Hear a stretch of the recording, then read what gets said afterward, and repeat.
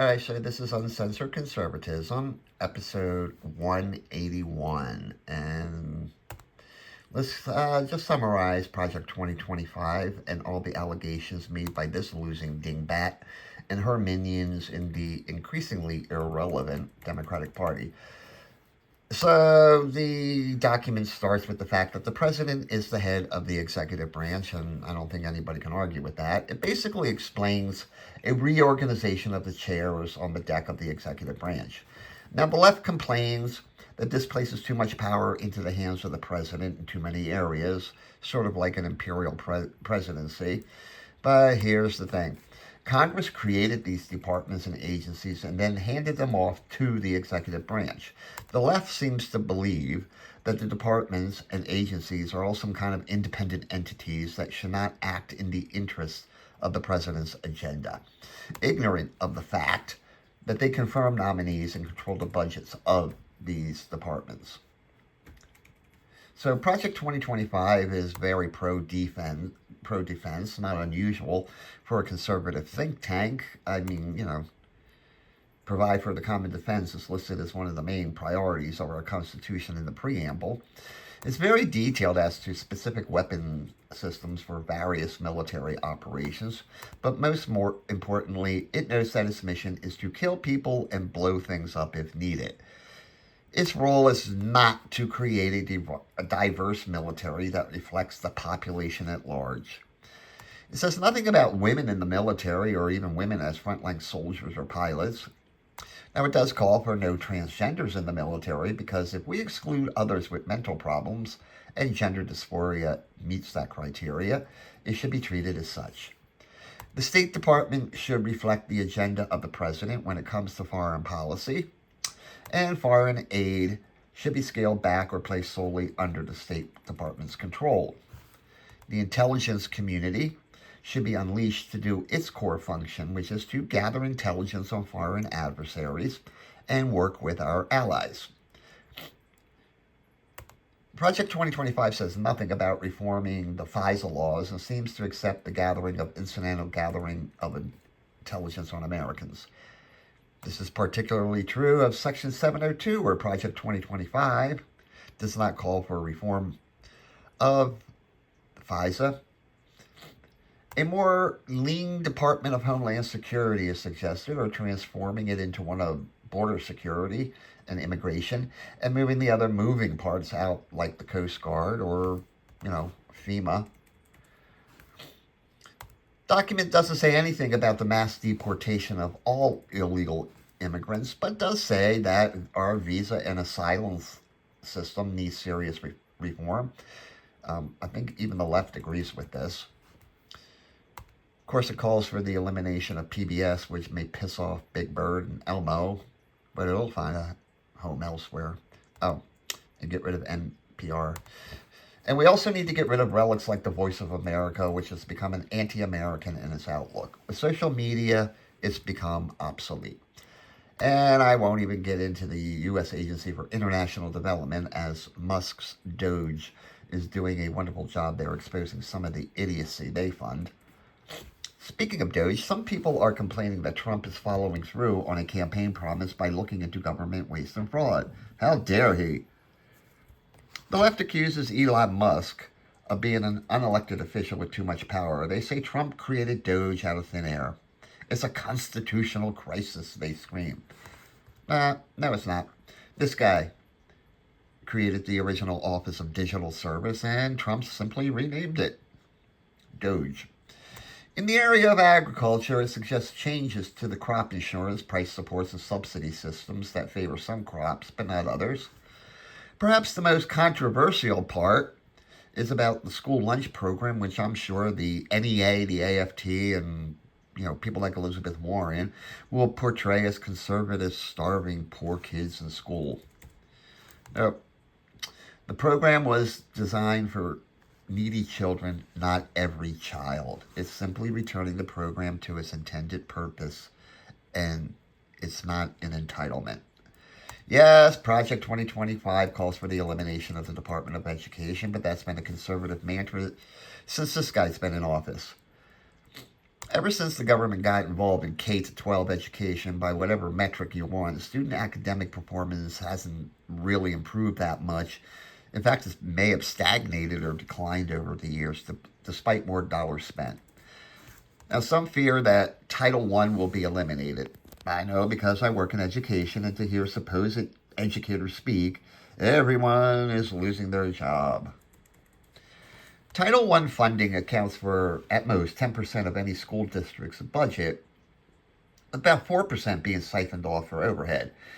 So if a school can't exist with an additional 6% funding, maybe it shouldn't exist at all, or maybe the Title I jobs shouldn't exist, or as many. Regardless, these funds will continue for at least 10 years under Project 2025's suggestion, but be distributed as block grants to states to do as they see fit. And that is what worries these guys, because the possibility of less Title I money flowing into public schools. They, as unions representing teachers, they don't really care about the kids, okay? And they really shouldn't, because they're a fucking union. With energy, it should come as no surprise that Project 2025 comes down heavy in favor of fossil fuels. It does not call for eliminating solar or wind power or any green energy project, just government subsidies for them. If something cannot work or compete in the market without government subsidies, then it's not worthy of being in that market. You want to buy that electric vehicle for whatever reason, go for it, but you won't get government support through a tax credit or subsidy. It also notes that nuclear energy, if your concern is climate change, is the panacea. And speaking of climate change, we need to listen less to people like this, because the EPA was created to provide clean air and water, not regulate carbon dioxide, a naturally occurring gas in our atmosphere, without which life would not exist. No, Medicare is not being stripped away from our senior citizens, but even the most stupid person knows there should be reforms. Nor is Medicaid going away. States will have greater say in eligibility and what is covered, but it's not going away. TANF, or food stamps and other welfare programs, would be treated as a temporary safety net. Notice that the T in TANF stands for temporary. Project 2025 is big on a healthy nuclear family and as a means to lift people out of poverty. And unless you're a Marxist, you can't argue with that, which brings me to this. Okay, first off, it's just fucking hilarious, almost as funny as this, and yeah, that's it. Okay, so this guy's a pussy, or he's pussy whipped. Okay, so first, abortion. Project 2025 does not call for any federal legislation banning abortion. It's nowhere in the 30 chapters of reading. Of course, being conservative, the Heritage Foundation argues for a day when abortion becomes not a means of birth control, but a rare emergency medical procedure. Planned Parenthood, yes, it should be defunded despite their protestations. During the 2024 campaign, in vitro fertilization briefly became an issue out of nowhere. Project 2025 actually encourages it, but discourages fetal stem cell research for two reasons. Well, first of all, on moral grounds, certainly, but also for practical reasons, because it has not created that many medical breakthroughs. Contraception, this dingbat made it seem as if conservatives were coming for your birth control pills. First, okay, listen, if you're a liberal on birth control, stay on it. As a conservative, we don't want you breeding little liberals that will probably grow up to be this anyway, so. Secondly, it does call for tighter controls on medical abortions by requiring actual doctor visits instead of getting pills through the mail. And it advances the idea of tests that measure hormone levels in urine to determine ovulation or fertile periods, which the left erroneously labels the rhythm method. Of course, transgender mania is addressed. The government should not pay for what amounts to genital mutilation or pumping one full of hormones of the opposite sex, which, when you're old enough, go for it. Until then, shut the fuck up and leave the kids alone, because, it's worse side effect. Jesus Christ, having multi-hair colored hair, and by the way, a lot of them look like circus freaks. So energy fuels our economy, and there's no doubt about that. But people like this, and Jesus Christ, there's that ugly little girl again. By the way, she looks like devil spawn from a horror movie. Apparently, they want to return us to this. I don't know.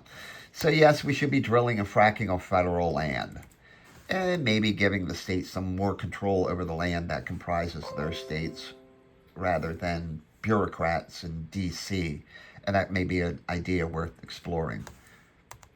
Justice Department should get back into the business of fighting actual crime and respecting the constitutional rights of all people. There is absolutely nothing about taking retribution on wrongdoers like these assholes, but learning from them on how not to run the Justice Department. Obviously, tax reform is a conservative mantra, as well as lower taxes. Whether the suggestions in Project 2025 will become actual law remains to be seen. I kind of doubt that, but you know. Ironically, the chapters on trade, a key issue with this guy, are presented in a pro and con manner. At the very least, there should be free and fair trade, and even Democrats have to agree with that basic understanding. And if it takes a trade war to force other nations into reciprocity, maybe the world needs a trade war.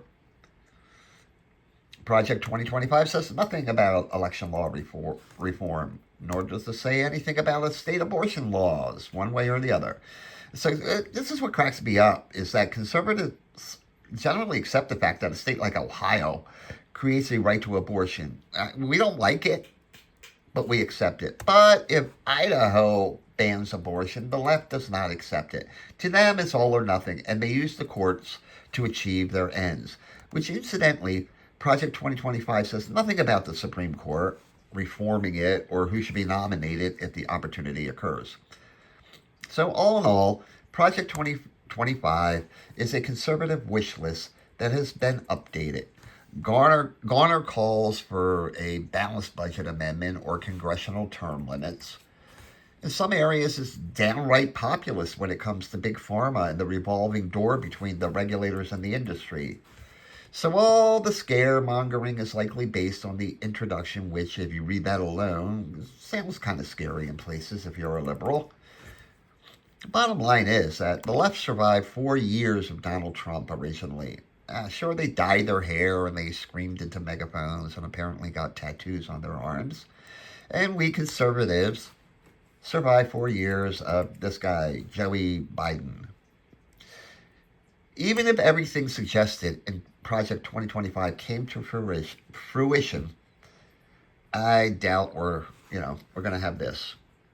And in the immortal words of that great philosopher, Gloria Gaynor, we shall survive. And that's it. Have a great day and a more pleasant tomorrow.